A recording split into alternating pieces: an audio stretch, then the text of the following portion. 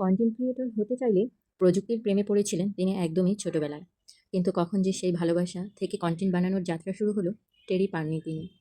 আর যারা বলেন আমি কন্টেন্ট ক্রিয়েটর হতে চাই তাদের তিনি বলেন এই যাত্রাটা সহজ নয়, তবে অসম্ভবও নয়। কন্টেন্ট নির্মাণ এখন অনেকের কাছেই স্বপ্নের কেরিয়ার, তবে বাস্তবতা হচ্ছে এই পেশায় প্রতিদিনই শেখা গড়া ও ভুল থেকে শিক্ষা নিয়ে এগিয়ে যাওয়ার লড়াই।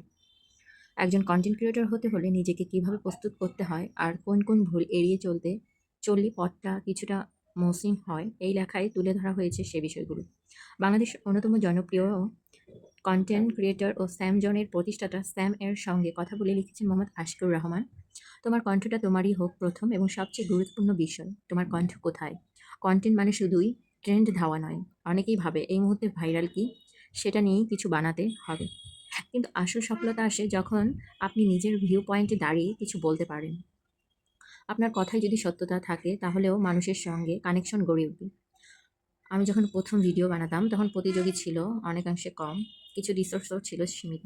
মোবাইলে এডিটিং, বাসার কোনো এক কোনায় আলো ছায়া নিয়ে যুদ্ধ, এই ছিল শুরু। কিন্তু আমি জানতাম আমি যা জানি সেটা যদি সৎভাবে বলি মানুষ গ্রহণ করবে। শুরু করার আগে শিখে নাও, প্রযুক্তি বা যে কোনো বিষয় নিয়ে কন্টেন্ট বানাতে হলে জানতে হবে সেই বিষয়টা। ইউটিউবে এসে কেবল বললেই হয় না, তথ্য ভুল হলে আস্থা নষ্ট হয়। আমি আজও প্রতিটি ভিডিওর আগে রিসার্চ করি, প্রতিটি ফিচার নিয়ে নিজে ব্যবহার করে দেখি, স্ক্রিপ্ট লিখি, আবার কাটছাঁট করি। ওয়েল, একজন কন্টেন্ট ক্রিয়েটর মানে তো আপনি একজন গাইড, একজন ব্যাখ্যা করে, কখনো একজন সমালোচক। তাই শেখাটা হতে হবে প্রতিদিনের অভ্যাস, ধারাবাহিকতা। ভাইরাল এখানে অনেকেই হতাশ হয়, ভিউ আসছে না, ফলোয়ার বাড়ছে না। আমি বলি যদি ধারাবাহিকভাবে ভালো কিছু তৈরি করেন একসময় ঠিকই মানুষ খুঁজে নেবে আপনাকে। ইউটিউব চ্যানেলের শুরুতে কিছুই ছিল না, মানে বিশেষ করে আমার, না সাবস্ক্রাইব না স্পন্সর।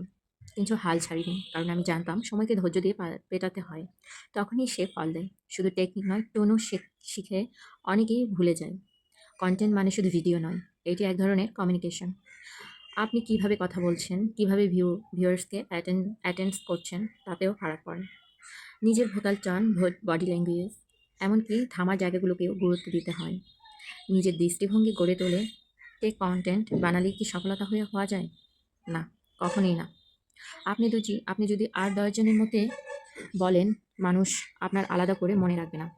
নিজের দৃষ্টিভঙ্গি তৈরি করতে শিখতে হবে, তাহলেই আপনি আহ, বিষয়টাতে এগিয়ে থাকতে পারবেন, মানে কন্টেন্ট ক্রিয়েশন যেটাকে বলছি।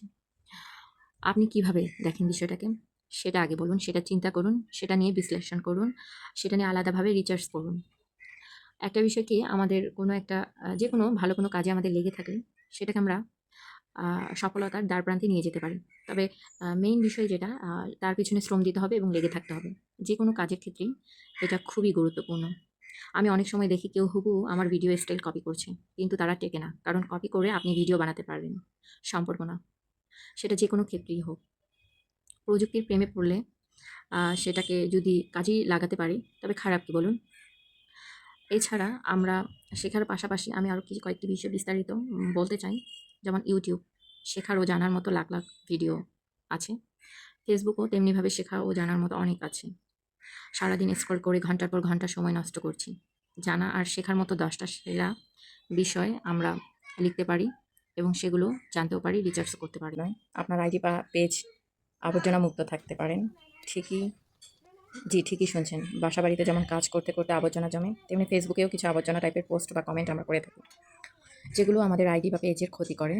যেমন সকালে উঠি কোনো ধরনের কথা না লিখে শুভ সকাল মার্কা একটা পোস্ট দেয়া, এভাবে দুপুরে সন্ধ্যায় রাতে, দুপুরে সন্ধ্যা, শুভ সন্ধ্যা, শুভরাত্রি, শুভ সকাল মার্কা পোস্ট দিতে দিতে নিজের আইডি ভরিয়ে ফেলার পাশাপাশি অন্যদেরও বিরক্তি উদ্রেক করে, তাদের দিনটি অশুভ করে দিই। ফেসবুকে এইসব পোস্টকেই আবর্জনা হিসেবে ধরে।